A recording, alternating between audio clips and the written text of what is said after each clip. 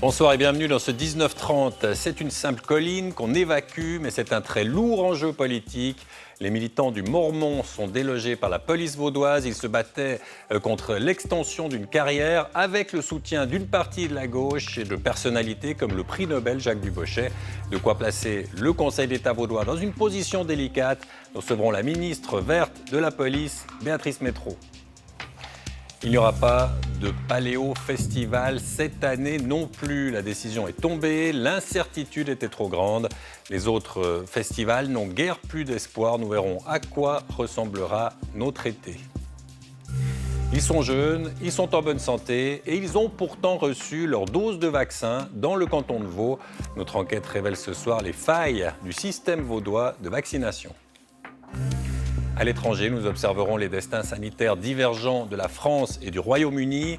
La France submergée par une troisième vague qui remplit ses soins intensifs, tandis que la Grande-Bretagne sort lentement du confinement grâce à une campagne massive de vaccination. Enfin à Bâle, on se déchire autour d'un monument en péril du football suisse. Le FC Bâle est l'objet d'une lutte féroce entre deux camps qui se disputent le contrôle du club sous le regard inquiet de dizaines de milliers de supporters. L'assaut de la police vaudoise se poursuit en ce moment même sur la colline du Mormont. C'est l'épicentre d'une lutte pour le climat et contre l'extension d'une gravière de ciment. L'évacuation a été ordonnée après 5 mois d'occupation. La police annonce une trentaine d'interpellations. Récit, Romain Boisset, Patrick Lefort et Thomas Epitofalo. Les derniers militants barricadés sur un toit, cernés par des policiers lourdement équipés. L'épilogue d'une journée de lutte entre zadistes et forces de l'ordre.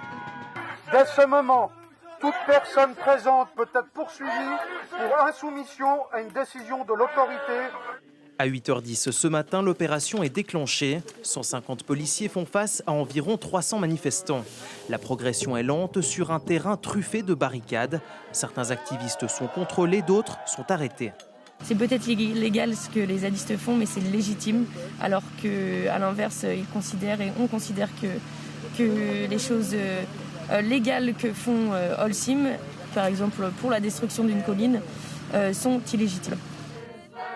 Des militants gonflés à bloc soutenus par Jacques Dubochet. Dans l'après-midi, le prix Nobel de chimie s'est rendu à proximité de la ZAD pour y lancer un appel au calme et pour y rencontrer la conseillère d'État Béatrice Métrault ainsi que le directeur de la cimenterie Holcim d'Éclépant. Naturellement, Madame Métrault, son chemin, c'est pas le même que le mien. Le mien, il est complètement révolutionnaire. Il faudra arrêter tout de suite ce CO2. Il faudra arrêter les bagnoles tout de suite. Et on demande que tous ensemble, on le fasse vite, vite, vite. Sur le terrain, la tension monte d'un cran, des jets de pierre et en réponse, des gaz lacrymogènes et balles en caoutchouc. Un policier est blessé. Pourtant, les forces de l'ordre tirent un bilan positif de leur intervention. Jusqu'à maintenant, en tout cas, tout s'est passé dans le calme. Il y avait certes de la résistance, mais passive. La police a pu faire son travail, a pu petit à petit progresser sans faire usage, à une seule exception, des moyens de contrainte. Ce soir, une poignée d'activistes occupe encore le terrain. La ZAD vit ses derniers instants après plus de 5 mois d'occupation. Patrick Lefort, on vous retrouve sur cette fameuse colline tout près de ces cabanes dans les arbres qui se font évacuer. L'évacuation n'est pas complètement terminée. Non, pas totalement, Philippe. Il y a encore quelques militants qui sont au sommet d'arbres, ou bien il y en a encore quelques-uns sur le toit de la maison que vous avez vu dans le sujet. Donc les opérations de police devraient encore se poursuivre quelques heures, voire encore un bout de la nuit. Alors Patrick, il y a une défaite forcément, l'évacuation, mais il y a aussi une victoire politique derrière tout ce qui se passe là pour les militants. Oui, c'est vrai, vous savez, les militants étaient là depuis le mois d'octobre. J'y suis venu d'ailleurs ici cet automne. Au départ, il y avait surtout un intérêt des journalistes qui se disaient « Tiens, c'est la première ZAD de Suisse, on n'a jamais vu ça ». Mais ils étaient un peu pris de haut, peut-être par le monde politique, qui voyait en eux parfois de doux idéalistes ou parfois même des criminels. Et il faut bien dire que quelques mois plus tard, le soutien politique, il est devenu de plus en plus fort à gauche, en tout cas surtout du côté des Verts, de plus en plus ouvert aussi. Et aujourd'hui, il faut bien le dire, malgré gérer l'évacuation de ces zadistes, eh bien, il y a une petite victoire pour eux. Le destin du Mormont est devenu un enjeu politique. Merci beaucoup Patrick. Sur cette colline du Mormont, les militants soutenus, on l'a dit, par la gauche notamment, les événements de cette colline ont un écho politique au Parlement vaudois, encore aujourd'hui. Les Verts, ce soir, annoncent le lancement d'une initiative populaire pour sauver cette colline du Mormont. Et certains en appellent au Conseil d'État à majorité de gauche. On reçoit justement Béatrice Métro en direct avec nous. Bonsoir madame. Bonsoir monsieur. Vous êtes conseillère d'État verte en charge de la police. C'est difficile d'assumer politiquement, alors certes c'est une décision de justice, la police l'applique, mais tout de même en tant qu'organe de décision dans le canton, d'assumer cette décision en tant que verte. Alors bien sûr que c'est difficile, mais je suis quand même au Conseil d'État. Il y a des décisions de justice qui doivent être respectées. La justice a demandé l'évacuation de la ZAD. La police a donc été réquisitionnée par le tribunal pour évacuer la ZAD. Et je dois dire que cette évacuation s'est faite sans dommage. Beaucoup vous en veulent. Dans votre camp aussi, imagine que vous auriez pu trouver un moyen d'éviter cet épilogue.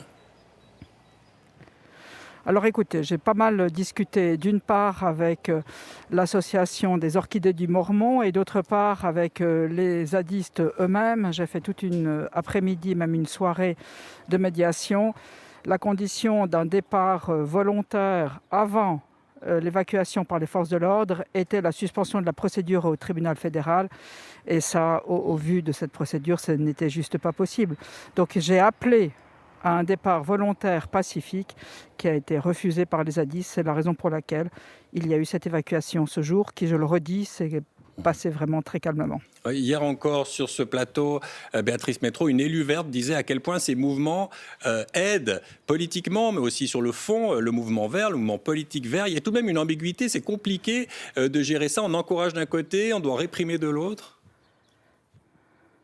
Bien sûr que c'est compliqué, mais comme la crise climatique est compliquée, comme la protection de l'environnement et de la biodiversité est compliquée, oui, il faut prendre à un moment donné les bonnes décisions politiques. Les zadistes ont mis le doigt sur une problématique, celle de la dépendance au béton, la construction bas carbone. On doit au Conseil d'État et la classe politique reprendre ces questions-là. Merci beaucoup Béatrice Métro. Merci. Merci à vous et bonne soirée. Et c'est dans une semaine que seront disponibles en Suisse ce qu'on appelle les autotests. Les pharmaciens appellent la population aujourd'hui à ne pas se ruer sur ces tests mercredi prochain pour éviter les problèmes de logistique. Mais aujourd'hui déjà, on peut se faire dépister en pharmacie avec d'autres sortes de tests.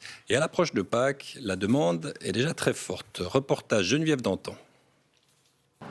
C'est la ruée dans les pharmacies du pays. Comme de nombreux clients, Cécilia est là pour un test de dépistage. Un test qui se fera à l'écart, dans une tente annexe. Bonjour madame. Alors, je vous laisse rentrer dans la tente. Le sésame, pour pouvoir voyager pour les vacances de Pâques. Du coup, le test, vous le faites pour les vacances? Je vais partir pour le Mexique. Je voulais faire le test à l'hôpital de Nyon.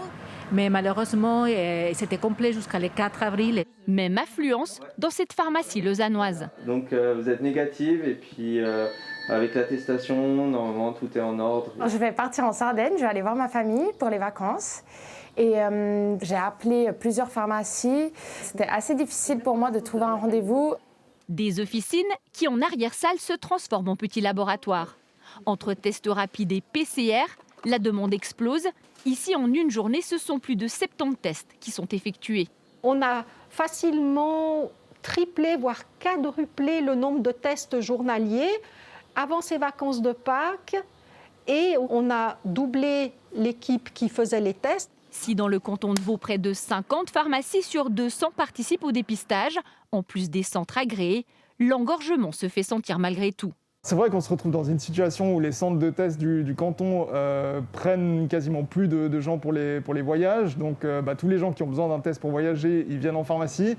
Donc ça fait que voilà, il y a une accumulation entre les tests rapides qui sont gratuits, les tests pour les voyages, et puis les gens qui veulent se faire tester avant des fêtes de famille pour Pâques. Un coût en personnel pour les apothicaires qui, en plus des tests, doivent répondre aux nombreuses questions par téléphone.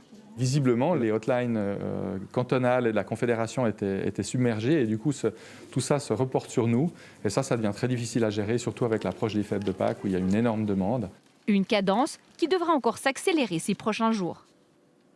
Sur le front des vaccins maintenant, notre enquête révèle les failles dans le système vaudois de vaccination. Des personnes jeunes et en bonne santé ont pu se faire vacciner alors que les doses sont officiellement réservées aux plus âgés et aux personnes à risque. Ce sont les révélations de Fabiano Citroni avec Fanny Moyle et Gilles Clémençon. Stéphanie a la trentaine et elle se porte bien. Il y a quelques jours, elle remarque que plusieurs lieux de vaccination du canton de Vaud ont des disponibilités pour vacciner. Elle ne remplit pas les critères, elle vit dans la région de Neuchâtel, mais elle tente quand même sa chance en appelant un de ces centres. J'ai composé le numéro, j'ai parlé à la standardiste, elle m'a posé les questions usuelles, à savoir est-ce que j'appartenais à un groupe à risque, quel était mon âge, est-ce que je côtoyais des personnes vulnérables, est-ce que j'exerçais une profession dans le cadre de la santé. Stéphanie a répondu que ce n'était pas le cas, mais elle a malgré tout reçu sa première dose ces derniers jours. On se rend dans la région genevoise. Sophie a une quarantaine d'années et elle aussi est en bonne santé. Elle a obtenu un rendez-vous dans le canton de Vaud, mais elle n'a pas le sentiment d'avoir volé la place d'un senior. J'ai pensé à certaines personnes âgées que je connais en France qui n'ont pas eu accès au vaccin. Et donc il y a eu un peu ce moment de réflexion. Et après, je me suis dit, oui, mais si on me le propose, c'est qu'il y en a.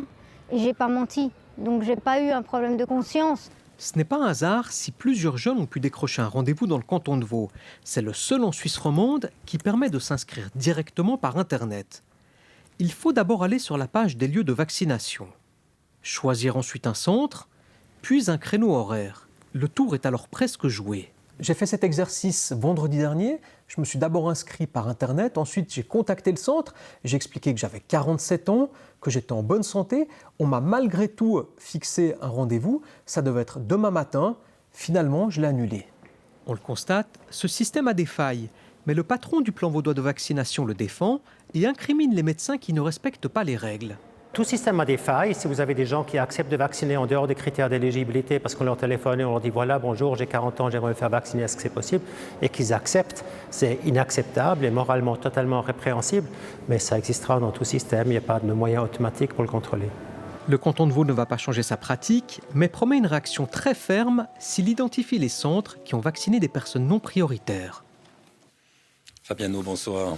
C'est votre enquête qu'on vient de voir. Alors on peut imaginer, on l'a entendu, c'est jamais 100% sûr. Dans tous les cantons, forcément, on peut passer entre les mailles, mais le cas vaudois est un peu particulier. Bah oui, on le répète, c'est le seul canton en Suisse romande dans lequel il est possible de s'inscrire directement, de prendre rendez-vous sur Internet. Donc on choisit son jour, on choisit son heure. Dans les autres cantons romands, c'est tout simplement pas possible. Ça, on prend l'exemple de Genève, Fribourg, Jura. Eh bien, on remplit un questionnaire, puis après on est sur une liste d'attente. On patiente, on poireaute le temps qu'il faut. C'est mon cas, ça peut prendre 1 mois, 2 mois, 3 mois, 4 mois. Puis on fait la file, on peut pas la doubler. Les Vaudois ont fait un choix différent.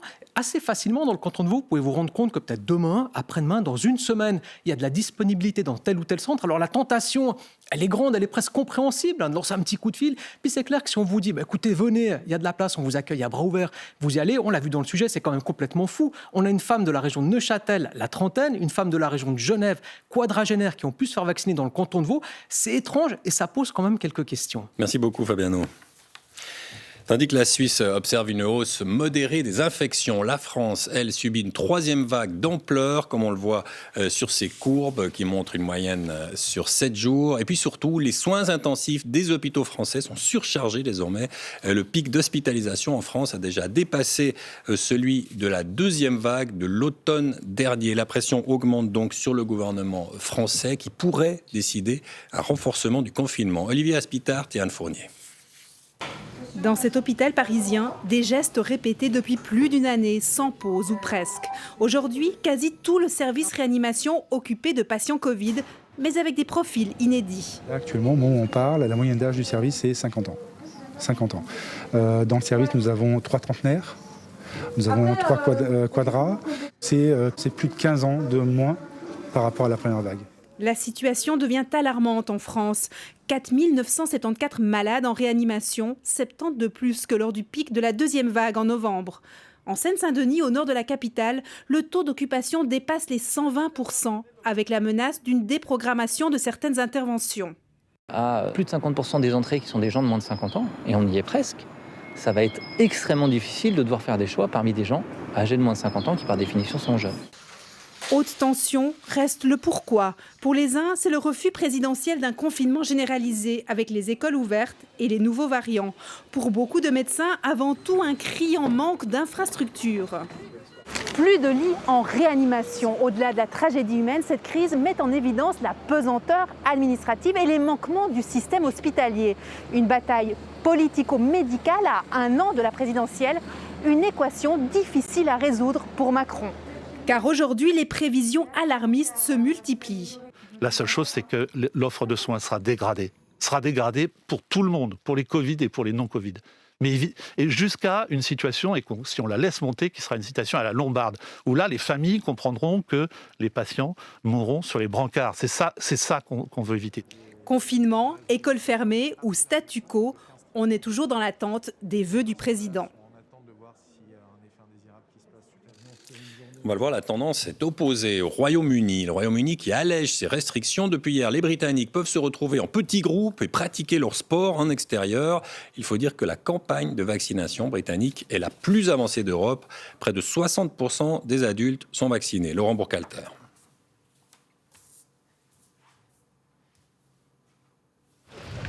Plonger dans une piscine froide, un privilège typiquement anglais et qui peut faire des envieux. Soumis à un confinement strict depuis le début de l'année, les Britanniques retrouvent petit à petit leur liberté. Nous n'avons pas nagé depuis le 5 janvier, alors nous sommes plus qu'enthousiastes à l'idée de revenir dans l'eau. Le pays tout entier est sur la bonne voie selon les indicateurs. Le nombre de cas positifs, celui des hospitalisations, ainsi que celui des morts du Covid. Les courbes sont à leur plus bas niveau depuis septembre. Londres a même enregistré 0 décès dimanche, une première en 6 mois. Actuellement, je ne vois aucune donnée qui me dissuade de poursuivre notre feuille de route vers la liberté. Le Royaume-Uni, pays le plus endeuillé d'Europe, avec plus de 126 000 morts dus à la pandémie. Après les erreurs de gestion du début, le Royaume-Uni est devenu un champion dans la course au vaccin, quitte à froisser ses voisins européens. Une campagne massive, avec réquisition de cathédrales, salles de cinéma, hippodromes. La NHS, le service de santé publique, qui jouit d'ailleurs d'une forte confiance des Britanniques, a administré les sérums de Pfizer et AstraZeneca en espaçant les doses. Aujourd'hui, près de 60% de la population adulte en a déjà reçu au moins une, de quoi donner confiance aux autorités pour la suite du déconfinement. Dans seulement quelques jours, je vais enfin pouvoir aller chez le coiffeur. Mais le plus important, je vais enfin pouvoir sortir dans la rue et avec précaution mais certitude, boire une pinte de bière au pub.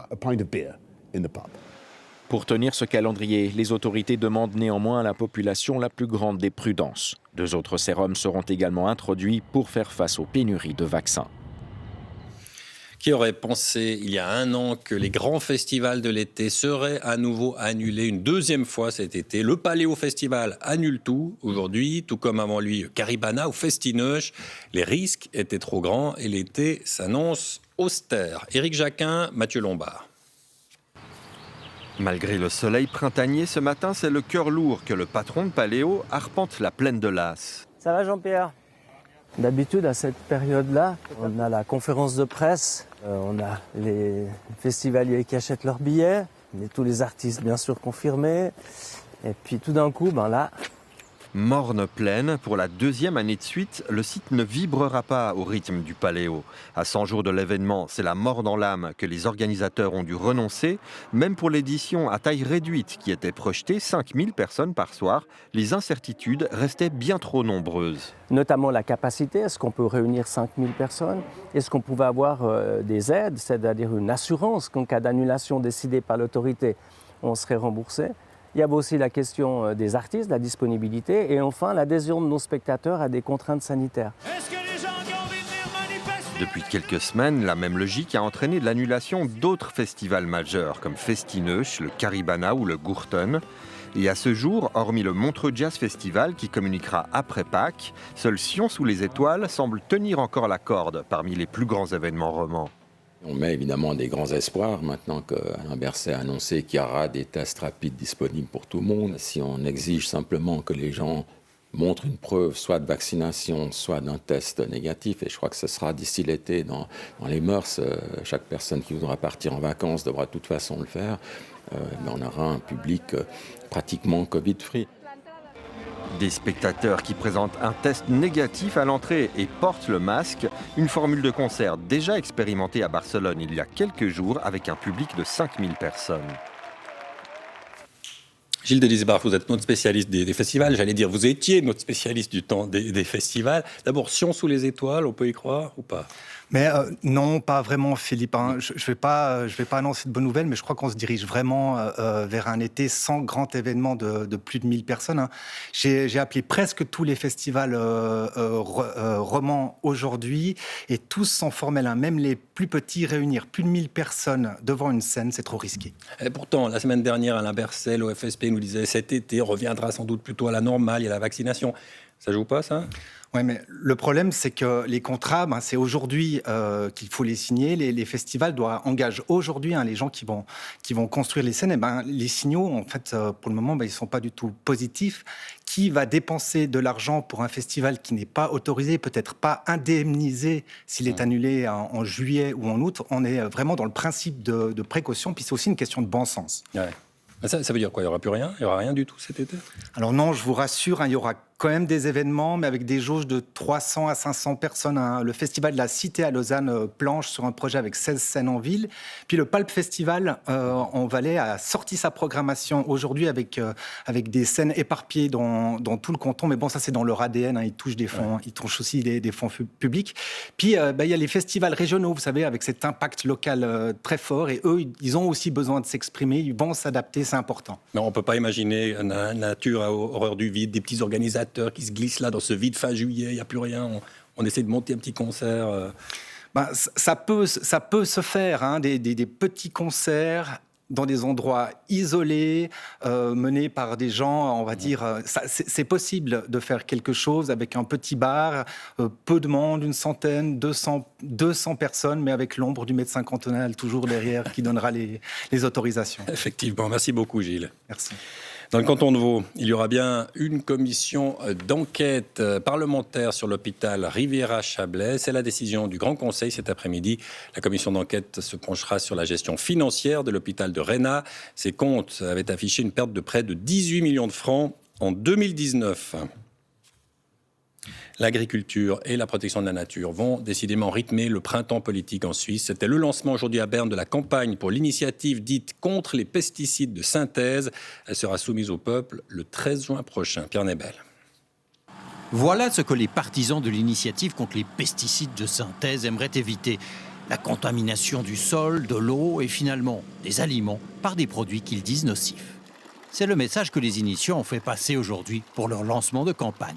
L'initiative pour une Suisse libre de pesticides de synthèse, elle répond enfin à une problématique qu'on connaît déjà depuis plusieurs années, qui est vraiment la pollution massive de nos eaux, mais aussi du sol et de l'air. Et puis évidemment, avec des milliers d'études à travers le monde qui démontrent que les pesticides de synthèse ont un impact particulièrement négatif sur la santé, particulièrement fort sur la santé des nourrissons et des enfants.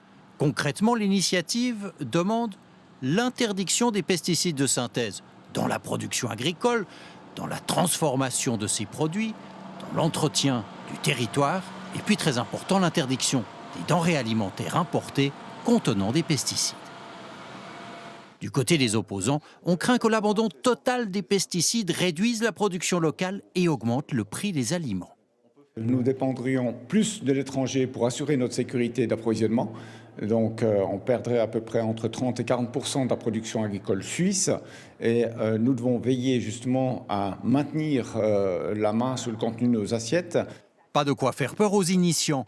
Selon eux, faire passer tous les paysans suisses au biologique, c'est une chance. Les emplois seront non seulement conservés, mais ils seront encore développés parce que tout le génie mécanique, le génie pour la production sans produits de synthèse devrait être développé. On va créer des places de travail. La Suisse sera une place où on pourra venir passer des vacances en toute quiétude. La campagne peut commencer. Les initiants devront affronter la majorité du monde agricole qui rejette leur initiative. À Genève, cette décision qui était très attendue, le nouveau Conseil d'État à majorité de gauche s'est réparti ses départements. La verte Fabienne Fischer, qui remplace Pierre Maudet, reprend les dicastères de l'économie et de l'emploi. La PLR, Nathalie Fontanet, conserve les finances. Quant à Mauro Poggia, il garde la sécurité en plus de son département de la santé. Les tests ont commencé dans le lac de Neuchâtel pour évaluer l'ampleur de la pollution causée par les exercices militaires. L'armée suisse prélève des sédiments pour déterminer l'impact écologique des munitions présentes au fond du lac. Julien Rennes et Clémence von Lanten. À Forel, il vaut mieux admirer le lac de Neuchâtel, au sec, que les pieds dans l'eau. Car 4500 tonnes de munitions gisent à quelques mètres de profondeur. Aujourd'hui, le site utilisé comme stand de tir par les forces aériennes de l'armée depuis bientôt 100 ans fait l'objet d'analyses. On aimerait savoir s'il y a des matières explosives qui vont dans l'eau ou s'il y a une part de la pollution qui vient des sédiments et qui se transfère aussi à l'eau, surtout les métaux lourds. Selon une première étude réalisée en 2015, les normes seraient respectées. Seulement à l'époque, les sols n'avaient pas été analysés, contrairement à ce qui se fait pour les stands de tir terrestre.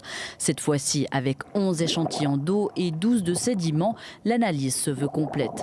Mais si aujourd'hui l'armée rectifie son tir, c'est que la pression politique est montée d'un cran. Ce magnifique lac, le lac de Neuchâtel, pour nous, ça n'est pas une décharge pour les tests de l'armée. Et puis, il serait temps que le débat puisse se mener. On a l'impression que parce que c'est l'armée et parce que surtout on ne le voit pas, parce que c'est idyllique ici, eh bien, on peut se permettre de ne rien faire. Et d'ailleurs, il y a le lac de Neuchâtel, mais il y a plein d'autres lacs de Suisse qui sont concernés. Le site de Forel frôle la Grande Carissère, réserve naturelle d'importance nationale. Alors, les défenseurs de la nature attendent eux aussi des mesures de la part de l'armée. Ça peut aller de l'assainissement, qui serait évidemment la mesure la plus ambitieuse, mais à tout le moins, ce qu'on attend, c'est un plan de gestion des déchets qui sont sur le site de Forel. Ça dépendra des résultats de ces analyses. C'est une des questions qui devra être examinée en fonction des résultats. Est-ce qu'il y a un besoin d'assainir et puis dans quel laps de temps ? Les échantillonnages prélevés aujourd'hui seront analysés en laboratoire. Les résultats sont attendus pour la fin de l'été. L'affaire avait choqué dans le canton de Fribourg. L'ancien responsable des finances de la commune de Belfaux a été condamné à 7 ans et demi de réclusion. Le tribunal pénal économique l'a reconnu coupable d'abus de confiance et de faux dans les titres. En 15 ans, l'homme avait détourné un total de 6 millions de francs. Le FC Bâle traverse une phase pour le moins difficile. Les résultats sportifs ne sont plus à la hauteur de son glorieux passé et surtout, un conflit d'actionnaires déstabilise cette institution du sport suisse vénérée par des dizaines de milliers de supporters. Julien Torrance.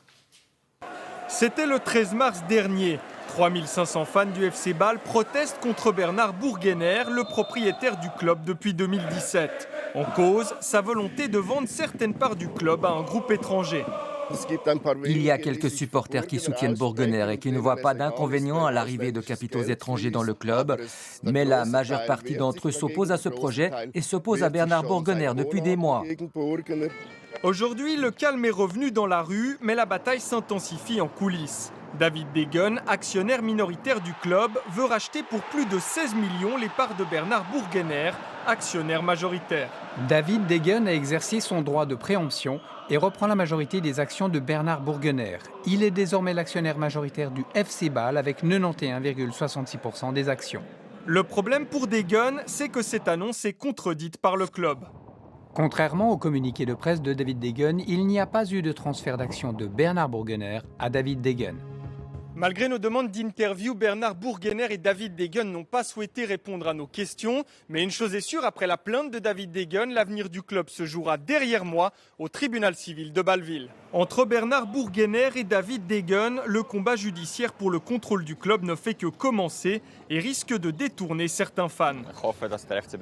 J'espère que le club reviendra vite sur la bonne voie parce que pour l'instant ce n'est pas drôle et en tant que supporter on perd un peu de l'intérêt.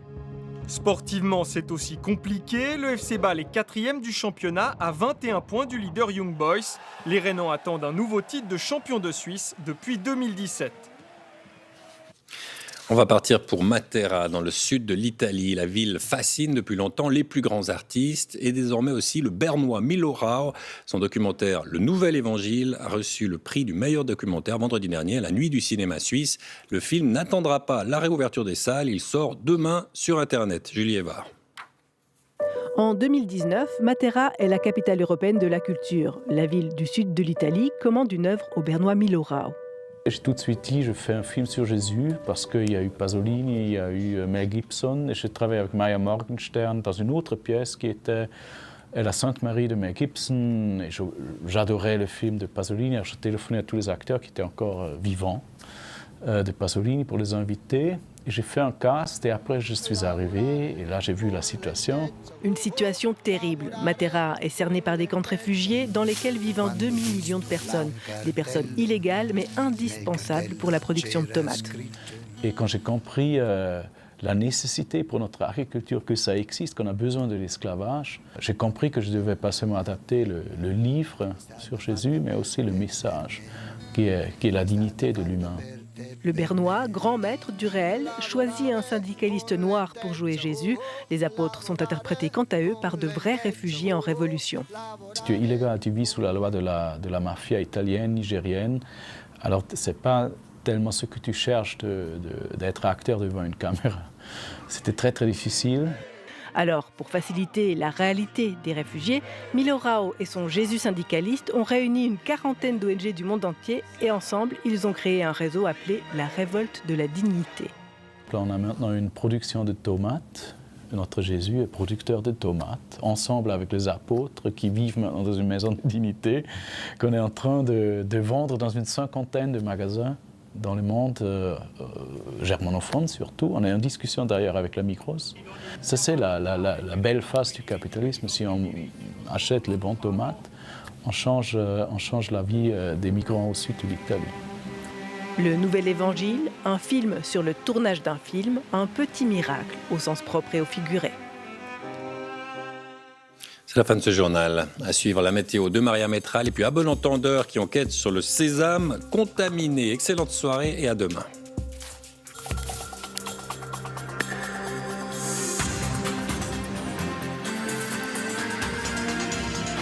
Suivez l'information en continu sur RTS Info.